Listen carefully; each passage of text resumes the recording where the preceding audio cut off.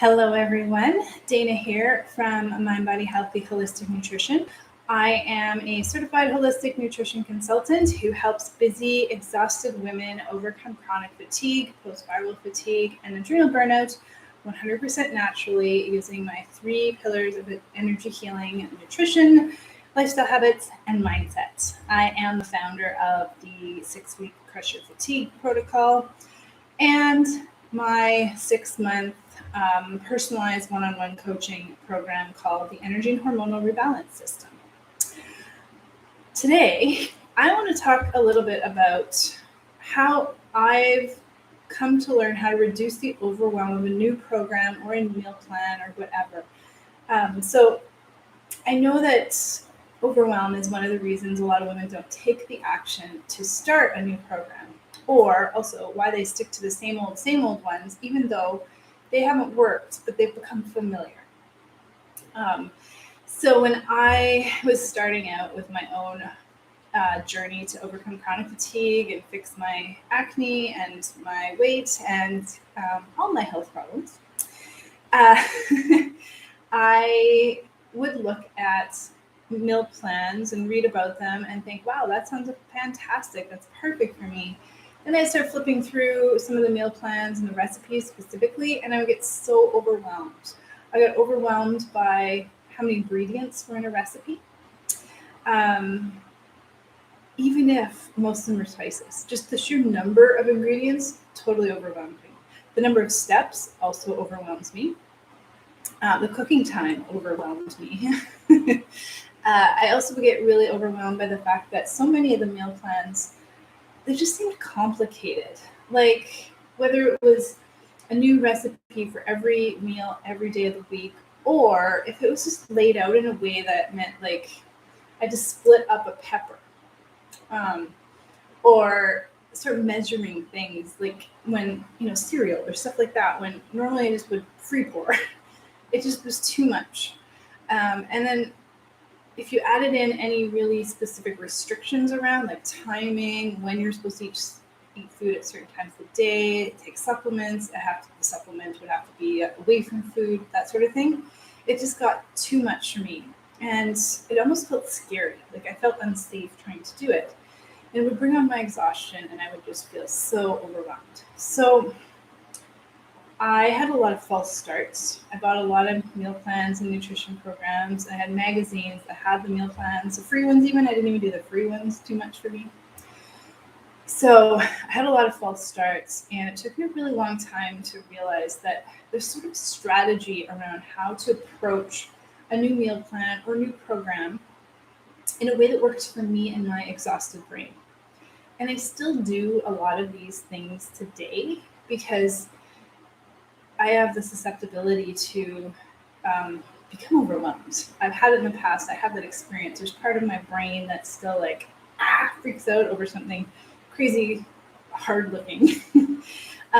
So some of the strategies that I have started doing, and this is a lot of what I teach my clients in my programs and how I've approached my own programs, because I know how overwhelming it can feel, and I don't want them to feel overwhelmed. I give my clients a lot of flexibility to make the meal plans and recipes their own so that things are easier. But what I have done is to finding out that, do you hate it when you get something in your eye? Finding out that looking at a meal plan and receiving an email and being like, okay, tomorrow we start day 1, that doesn't work. I need to give myself at least 3 days to be able to go through the whole program or everything that I've been given so that I can read it, kind of wrap my head around it, look at the recipes in a little bit more of a take a step back approach, a logical approach, instead of that scary overwhelm approach. But take some time to review the plan before I fully jump in. I also don't like to be rushed. So that is another way that I have felt overwhelmed. And I know that a lot of other women have felt this too when it comes to programs. I also like to take a look at my calendar and note if there is going to be something coming up in the immediate future that might derail me. I've also learned not to think in terms of derail me or fail or cheat or anything like that, because that is another way to feel overwhelmed. So I take a look at my calendar and I note if there's going to be a night or meal that's going to just not 100% align.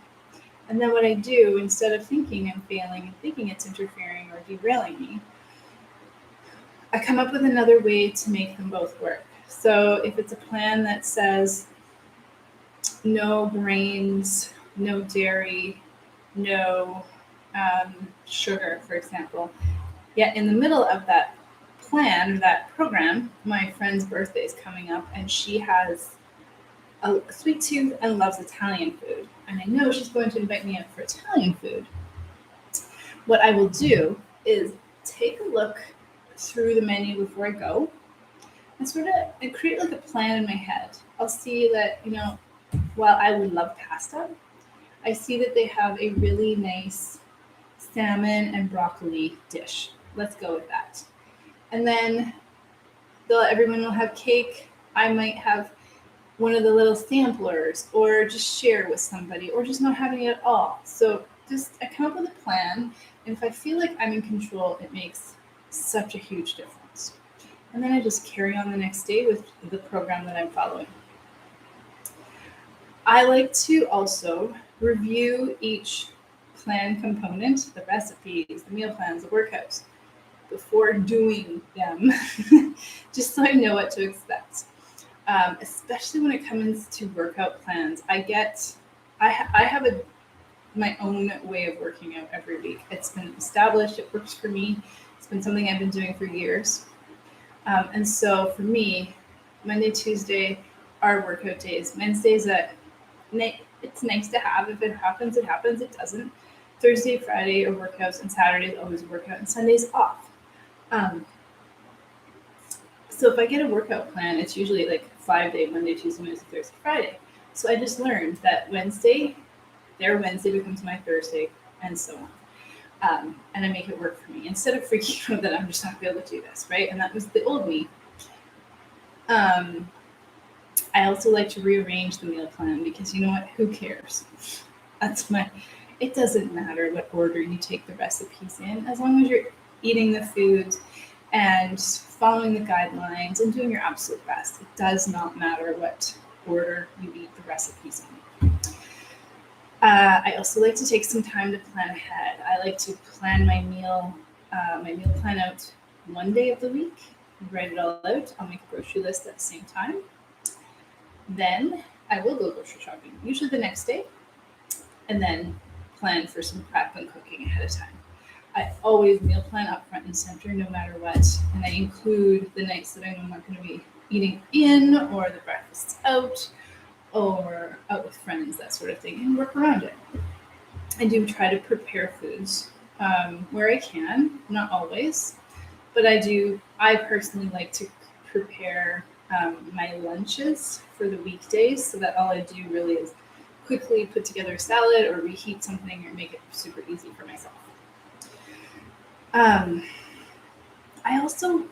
One thing I found that taking overwhelm out of especially new eating plans and meal plans and stuff like that is that I tell others what I'm doing, especially my husband and close friends, because then they can support me.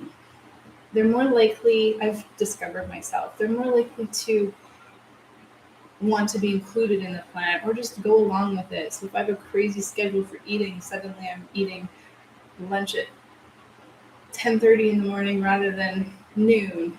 People usually just come along with me. So telling others about what you're doing, sometimes they want in on it, sometimes they don't, but they tend to support you if they know what you're doing and why. For the extremely overwhelmed person, start with the most delicious and easiest changes first, or the most familiar exercises. And then choose those for the first week, and then you can slowly progress to harder, more complicated, and different recipes or meals or exercises or what have you that starts to feel comfortable, and you do it at a pace that works for you. Like I said, there's absolutely no reason to follow a meal plan 100%. There's always wiggle room. always room for flexibility in my world.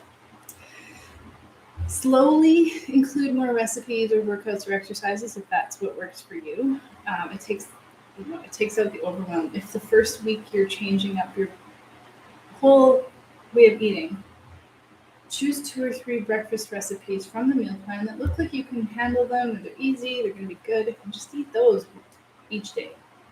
Same with lunch, same with dinner. It's okay to repeat food, repeat recipes, repeat meals. It's okay to make leftovers too. Um, and then just slowly, as you become more comfortable, integrate new habits and ideas. Also, keep track of what does work for you, what you enjoy, so you always have like a plan at your fingertips in case you have one of those weeks where you fall off the wagon. It's always easy. It's easiest to go back to the plan. Most of all, though, have fun. I like to make it fun. I make it like it's a fun challenge, not like a challenge. How you talk about it in your head makes all the difference in the world, I tell you. I just have fun with it. I'm like, this is going to be play for the next 3 weeks. Like, how much fun is this going to be? Just reframe it. Think about it as, this is going to be like a lot of fun. I'm going to learn so much stuff. I get to try new foods. Like, make it fun. If you're not one to follow a meal plan or exercise program exactly as it's laid out, you're absolutely not alone. That's me. And like I said, there's absolutely no rule that you have to. So if you want best results, if you really want to try something new and to feel results and get results for you, you have to make it your own. You have to do it, make any changes, take any big leaps in a way that feels good to you and works within your schedule, but also feels like you are pushing yourself. I mean, we don't want to stay in our comfort zone. We do want to move into that growth zone, right? But do it in a way that pushes yourself within your limits. This small step, fun, make it your own approach is how I work with my clients as well. I totally understand where they are, the exhaustion, where they're coming from, and know too much too fast is not going to work for them. Instead, I really have them choose a few small, achievable, yet challenging tasks to work on each week and progress in a way that's small but effective, but very sustainable over time. One thing we found is that doing may seem like a little bit at the beginning, we just do a wee little bit of changes, but as those get easier for them, the energy starts to improve and they feel naturally like they want to take on more, and that's where the energy really starts to skyrocket. If you have any questions, check out my website, shoot me a note. I'm always here.